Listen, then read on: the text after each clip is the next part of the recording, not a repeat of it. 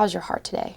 And when he says that, it kind of takes you back and you start to think, and everything just erases your mind, and you realize how you're feeling and what's going on in your life. And more importantly, he also enables you to find out how you can help other people and kind of apply what you've learned or apply your life experiences to enable other people. Because a lot of what he teaches is about reaching out to other people and building bridges, and he showed me that it's applicable in every situation.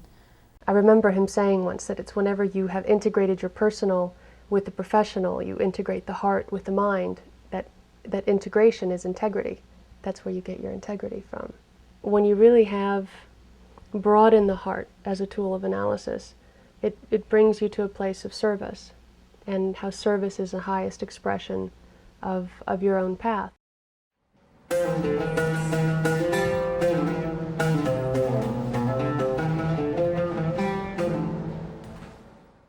We're a university that offers what we hope is always a safe haven for as wide a set of views to be expressed as possible. Dr. Said has been elemental in carrying that message forward.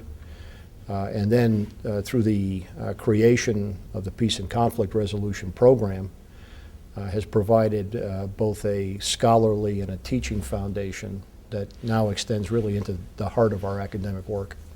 I had gone and made the tour of various universities in the DC area, and all of the professors have been very friendly, and it was, well, what can I answer regarding our program for you?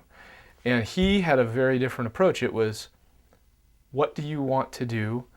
Is this going to be the right thing for you? Is this going to be the right place for you? And it immediately took me aback, because I felt as though he was really homing in on me as a person and not on the school as a product, in trying to establish that relationship and that feeling of, if you come here, you will belong to something that's more like a family in a certain sense than simply a place to study for a couple of years. What's really remarkable about how he teaches and how he mentors is he's not interested in having you think what he thinks. You know, he's not trying to tell you what to think. He's trying to help you find your own truth and your own path and your own way of thinking and believing. He helps you to learn how to think. The dialogue became about tossing ideas, exchanging ideas, listening to each other, rather than just me listening to him. He won't allow it. He wanted to hear me, even though I thought he's the one who has the wise words, the wisdom. A good teacher is someone who gives you information, who explains things well. And after having him, I realized that a great teacher, an amazing teacher, is someone who kind of guides you through the process and kind of leads you in a way that you don't realize that you're being led, and provides you with information that later you come to find out that has changed the whole way that you see the world.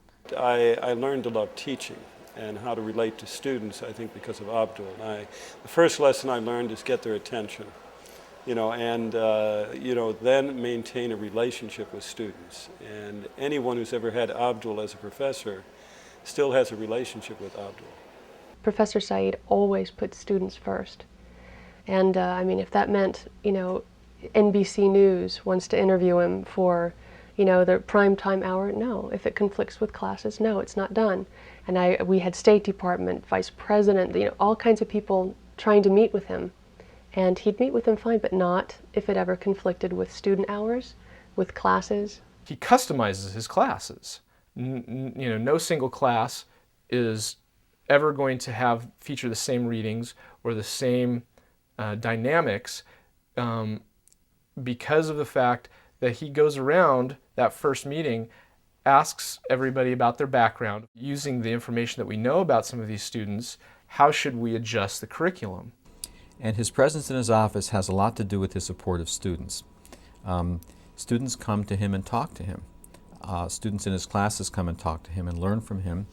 They come as individuals, they come in groups when they have things they're collectively concerned about or wanting to do. And they come to talk to him when they're not in his classes.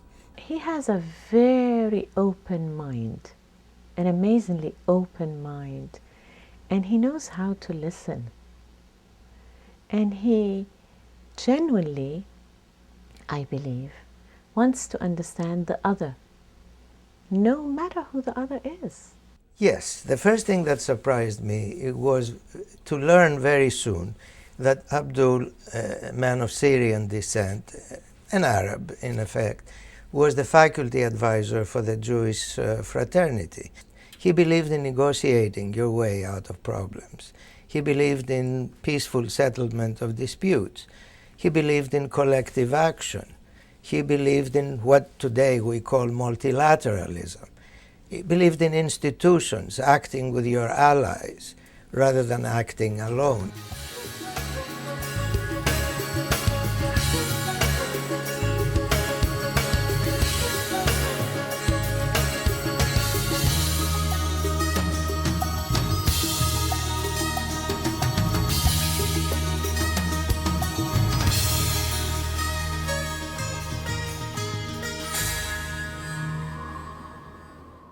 A colleague of mine, whom I had not seen for many years, was visiting camp. He said, Said, what are you doing these days? Still teaching? I said, yes. He said, what do you teach? I said, peace and conflict resolution. He said, my God, you are still, after 50 years, in the back of the bus?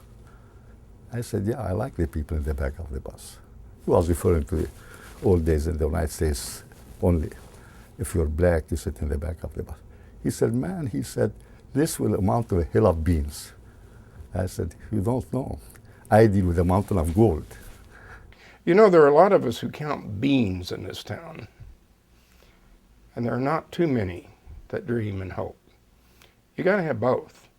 Now, you might think that out of such a procedure and methodology would come nothing or total chaos. What has come?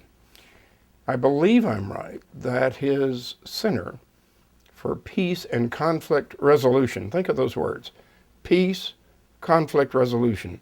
Now, the world always have people who are seeking that. It has become, I believe, the largest single component of SIS. So somehow it worked. Peace and conflict resolution starts from within. And really, if you don't have that in some form from within, it's not going to flow from there into any sort of external sphere. I view American University as one of the most important schools in the United States in all aspects of international business and service.